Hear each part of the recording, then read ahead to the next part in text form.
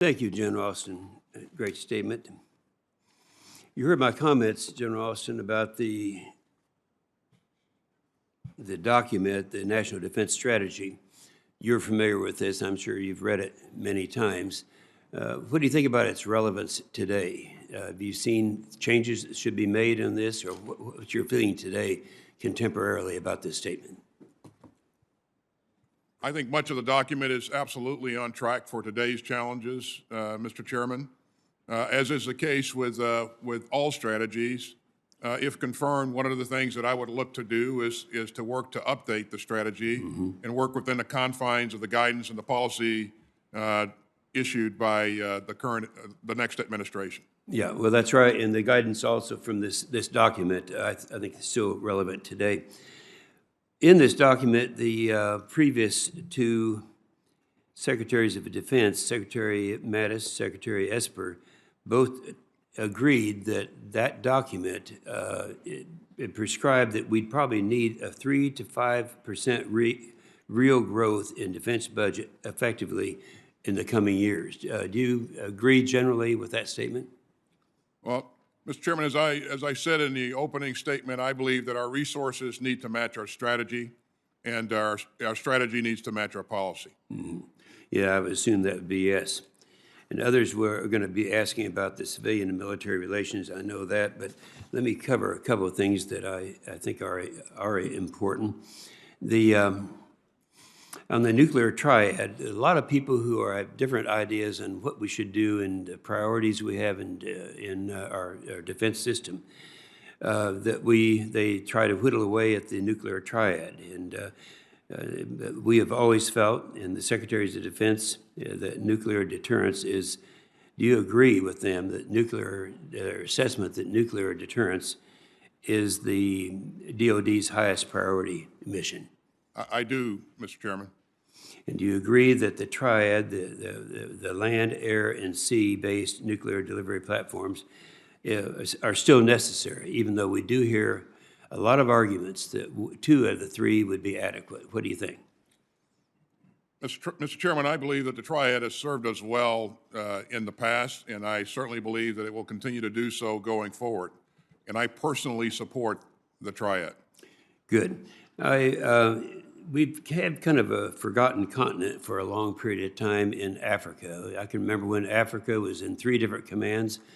It was in the PACOM, the Central Command, and in the EUCOM. And we came along with AFRICOM, and I think things have really improved since that time.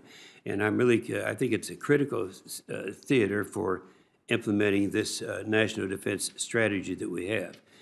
We see China all over. People talk about the South China Sea, about their building of the islands and all these things that are going on, but they forget that China has, for the first time, left their city limits to support a major objective on their behalf, and that's in Djibouti. And they go not just in Djibouti, but all throughout China, as far south as the southern part of Tanzania, and so it's very active in that area.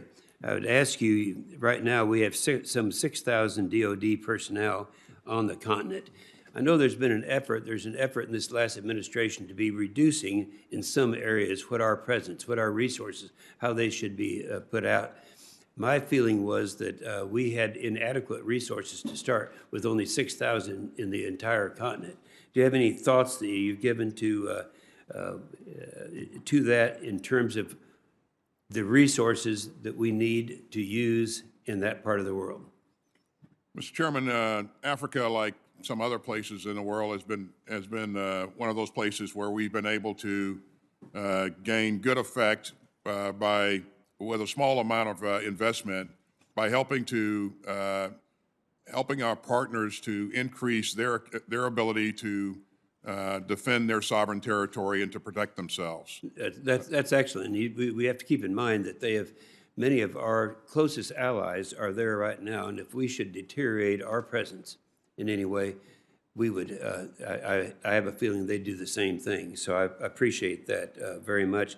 One last thing I want to touch on, because it is a current issue.